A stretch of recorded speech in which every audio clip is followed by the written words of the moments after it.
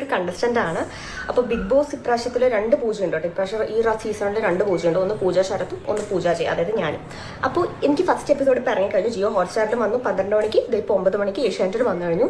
അപ്പോൾ ഈ ഒരു 2 ഷോയും കണ്ടു കഴിഞ്ഞപ്പോൾ കുറച്ച് ആൾക്കാർ എനിക്ക് മെസ്സേജ് അയക്കുന്നുണ്ട്. എനിക്ക് മെസ്സേജ് അയക്കാൻ എന്താ പറഞ്ഞു കഴിഞ്ഞാൽ, പൂജ ശരത്ത് അവിടെ കിടന്ന് കരഞ്ഞ് അങ്ങനെ ഭയങ്കരമായിട്ട് അത് മത്സ്യത്തെ താഴെ കിടന്ന ടാസ്കിൽ നന്നായിട്ട് കളിച്ച് അങ്ങനെ കിടന്ന് കരഞ്ഞ് മെഴുകിക്കൊണ്ടിരിക്കുമ്പോൾ ഞാൻ ബാക്കിൽ എന്തായിരുന്നു ചെയ്തുകൊണ്ടിരിക്കുന്നത്.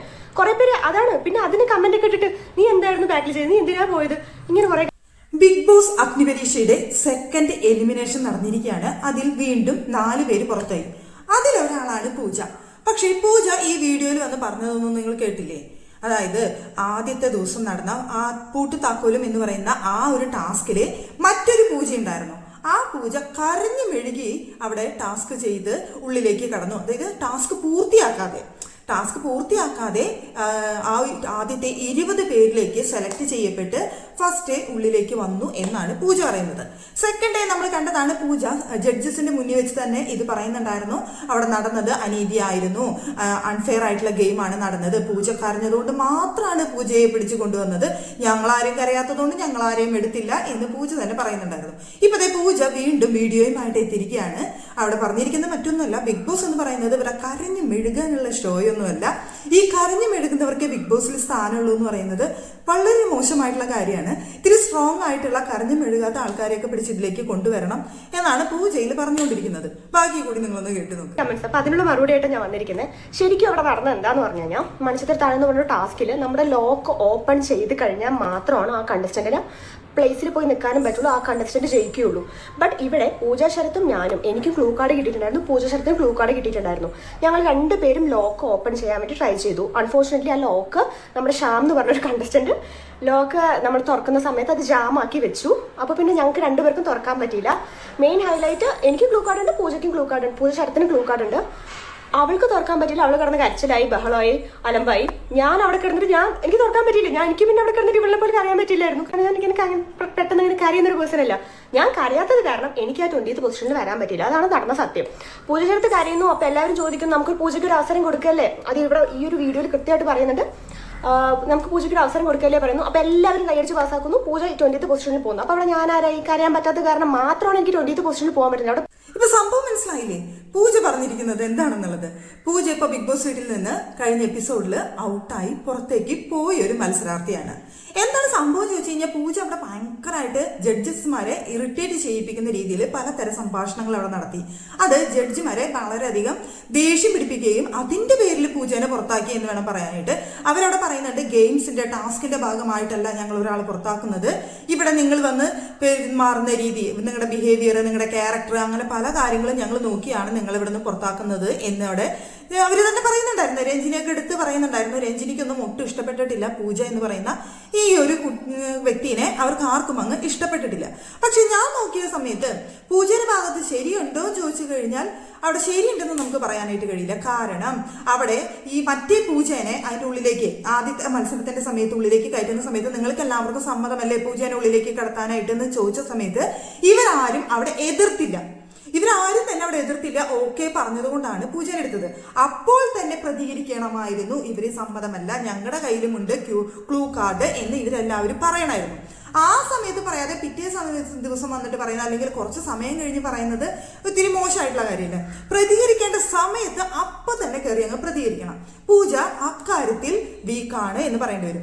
അതിനുശേഷം പൂജ അവിടെ ഓവർ സ്മാർട്ട് ആവാനായിട്ട് ഒരുപാട് സ്ഥലങ്ങളിൽ ശ്രമിച്ചു എന്നുള്ളത് ഒരു സത്യം തന്നെയാണ്. പല സമയത്ത് മത്സരങ്ങൾ നടക്കുന്ന സമയത്ത് മത്സരാർത്ഥികളെ ശ്രദ്ധ തിരിക്കാനും അവരുടെ ഇതൊക്കെ ചെയ്യാനൊക്കെ വേണ്ടിയിട്ട് അവിടെ എന്തൊക്കെയോ കാണിക്കുകയും മൂളിയുടെയും സംസാരിക്കുകയും ഒക്കെ ചെയ്തിരുന്നു.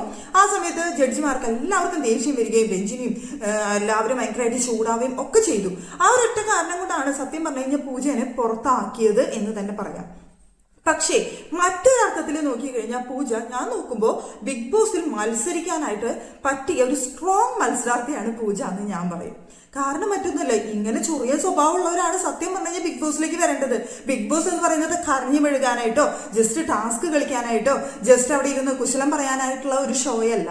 അവിടെ ഇങ്ങനെ പ്രതികരണ ശേഷിയുള്ളതും അങ്ങോട്ടും ഇങ്ങോട്ടൊക്കെ ഒന്ന് ചേർച്ച ഉണ്ടാക്കാനും അല്ലെങ്കിൽ ഒരു കൂട്ടത്തിൽ ഉണ്ടാക്കാനും അങ്ങോട്ടും ഇങ്ങോട്ടും ഒക്കെ തിരും ഒരു ഇതുള്ള ആളായിരിക്കണം ബിഗ് ബോസ് എന്ന് പറയുന്ന ഒരു ഷോയിൽ പങ്കെടുക്കാനായിട്ട്. അങ്ങനെ നോക്കുന്ന സമയത്ത് ഞാൻ പറയും, പൂജ എന്ന് പറയുന്ന വ്യക്തി ഈ 2 ദിവസം കൊണ്ട്, 2-3 ദിവസമല്ല, 2 ദിവസം ആദ്യത്തെ എപ്പിസോഡിൽ ഉണ്ടായിരുന്നില്ല, 2 എപ്പിസോഡിലാണ് പൂജ വന്നിട്ടുള്ളൂ.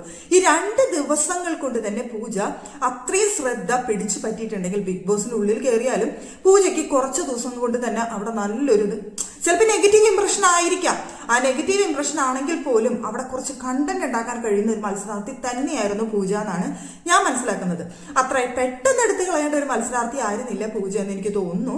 ഒരു പക്ഷേ മറ്റുള്ള മത്സരാർത്ഥികൾ അവിടെ ഇരിക്കുന്നവരിൽ പലരും വെറുതെ കരഞ്ഞു മെഴുകാനും, നിങ്ങൾ ഔട്ടാവാൻ പോവാണ് അല്ലെങ്കിൽ ഡേഞ്ചർ സോണിലാണെന്ന് പറയുമ്പോഴേക്കും കരയാനും വിഷമിക്കാനും ഇങ്ങനെയൊക്കെ നിൽക്കുന്ന മത്സരാർത്ഥികളെക്കാളും എന്തുകൊണ്ടും ബെറ്റർ ആയിരുന്നു പൂജ എന്നാണ് എനിക്ക് തോന്നിയ ഒരു കാര്യം കേട്ടോ. പിന്നെ നമുക്കൊന്നും പറയാൻ നിവൃത്തിയില്ലല്ലോ, ജഡ്ജിമാരല്ലേ അവിടെ കാര്യങ്ങൾ തീരുമാനിക്കുന്നത്. അവരുടെ ഫേവറിസമാണ് നമുക്ക് അവിടെ കാണാനായിട്ട് സാധിക്കുന്നത്. വളരെ അൺഫെയർ ആയിട്ടുള്ള ഒരു ഗെയിമായിട്ടാണ് എനിക്ക് ഈ അഗ്നിപരീക്ഷ എന്ന് പറയുന്ന ഈ ഒരു ഷോ കൊണ്ട് ഇതുവരെ തോന്നിയ ഒരു കാര്യം എന്ന് പറയുന്നത്.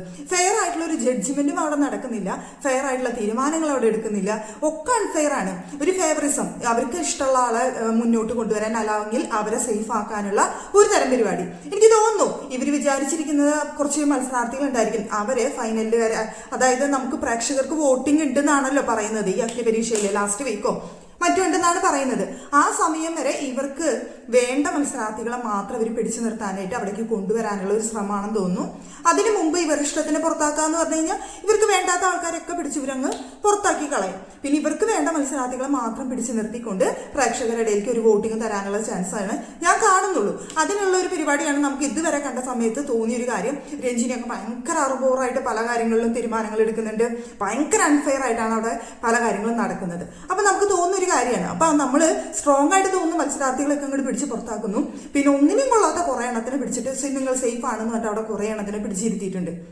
അപ്പോൾ ഞാൻ മനസ്സിലാക്കുന്നത് സ്ട്രോങ് ആയിട്ടുള്ള അവരെ നമ്മൾ കൂടുതൽ മനസ്സിലാക്കുന്നതിന് മുമ്പേ, അതായത് നല്ല സ്ട്രോങ് ആയിട്ടുള്ള മത്സരാർത്ഥികളെ പ്രേക്ഷകരുടെ ഇടയിലേക്ക് കൂടുതൽ അറിയുകയും നമ്മൾ മനസ്സിലാക്കുന്നതിന് മുമ്പേ അവരെ അങ്ങ് പുറത്തേക്ക് കളഞ്ഞു കഴിഞ്ഞാൽ പിന്നെ പ്രശ്നമില്ലല്ലോ. എന്നിട്ട് വീക്ക് ആയിട്ടുള്ള കുറച്ച് പേരെയും ഇവർക്ക് വേണ്ട കുറച്ച് പേരെയും അവിടെ പിടിച്ചു നിർത്തി കഴിഞ്ഞാൽ പിന്നെ നമ്മൾ അതിലുള്ളതിൽ ഭേദം ആര് എന്നുള്ള ലെവലിൽ നമ്മൾ നോക്കുമ്പോൾ അവർ വിചാരിക്കുന്ന മത്സരാർത്ഥികൾക്ക് വോട്ട് കിട്ടുകയും ബിഗ് ബോസിനുള്ളിലേക്ക് കയറാനുള്ള അവസരം കിട്ടുകയും ചെയ്യും. അപ്പൊ അങ്ങനെ പക്കാ ഒരു പ്ലാനിങ് ആണ് അവിടെ നടക്കുന്നത്. ബിഗ് ബോസ് എന്ന് പറയുന്ന ഷോ ഒരു പ്ലാനിങ് തന്നെയാണ്.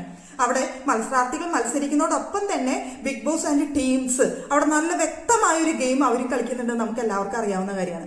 അപ്പൊ ആ ഒരു പ്ലാനിങ് തന്നെയാണ് ഇവിടെ നടന്നുകൊണ്ടിരിക്കുന്നതെന്നാണ് ഞാൻ വിചാരിക്കുന്നത്. ആ ഒരു പ്ലാനിങ്ങിന്റെ ഭാഗമായിട്ടാണ് അവിടെ കാര്യങ്ങൾ നടക്കുന്നത്. ഇപ്പൊ ലാസ്റ്റ് സമയത്ത് പൂജയും ശ്യാമാണ് അവിടെ ലാസ്റ്റ് വന്നത്.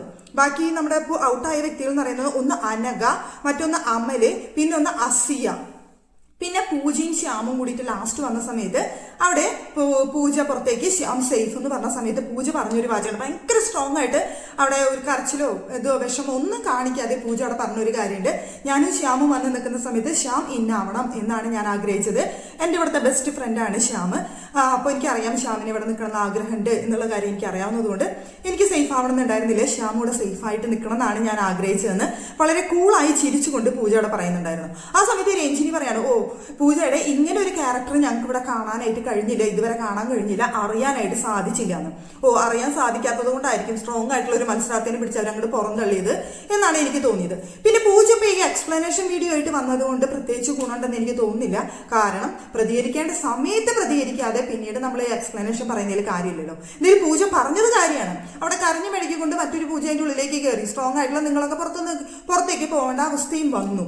പക്ഷേ അവിടെ നിങ്ങൾക്ക് എല്ലാവർക്കും സമ്മതമാണോ എന്ന് ചോദിച്ച സമയത്ത് സമ്മതമല്ല, ഇങ്ങനെ ഒരു കാര്യം ഉണ്ടെന്ന് അപ്പോൾ തന്നെ നിങ്ങൾ പ്രതികരിക്കണമായിരുന്നു. ഇപ്പൊ എന്തായാലും പറഞ്ഞു വന്നത് ഇവിടെ സ്ട്രോങ് ആയിട്ടുള്ള മത്സരാർത്ഥികളെ മുഴുവൻ പുറത്താക്കിക്കൊണ്ട് ഇവർക്ക് വേണ്ട മത്സരാർത്ഥികളെ അവിടെ പിടിച്ചു നിർത്താനുള്ള ഒരു ശ്രമമാണെന്നാണ് തോന്നുന്നത്. ഇപ്പൊ തുടങ്ങി അധികം ദിവസം ആവുന്നതിന് മുമ്പ് തന്നെ നമുക്ക് അങ്ങനെ ഒരു തോന്നലാണ് ഇപ്പോൾ തോന്നിക്കൊണ്ടിരിക്കുന്നത് എന്ന് വേണം പറയാനായിട്ട്.